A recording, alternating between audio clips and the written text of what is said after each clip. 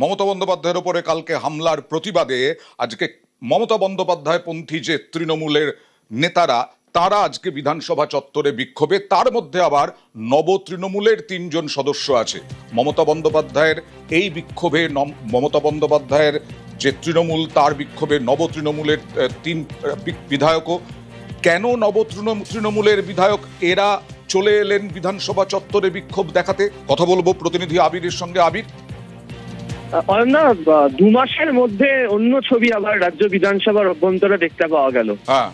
বিভাস সর্দার, আব্দুল খালেক মোল্লা, তৌসিফুর রহমান, এদেরকে আমরা কি দেখেছিলাম যে এরা গিয়েছিল হচ্ছে সব ঋতব্রত বন্দ্যোপাধ্যায় গোষ্ঠীতে, এবং তাদেরকে আজকে দেখতে পাওয়া গেল যে কালীঘাটপন্থী তৃণমূল কংগ্রেসের তরফ থেকে বিধানসভার অভ্যন্তরে মমতা বন্দ্যোপাধ্যায়ের উপর হামলা যে ঘটনা, সেই ঘটনার প্রতিবাদে তারা যে কর্মসূচি নিয়েছিলেন সেখানে তারা যোগ দিয়েছেন। এর মধ্যে 2 জন অত্যন্ত গুরুত্বপূর্ণ কথা বলেছেন। প্রথমত হচ্ছে আব্দুল খালেক মোল্লা।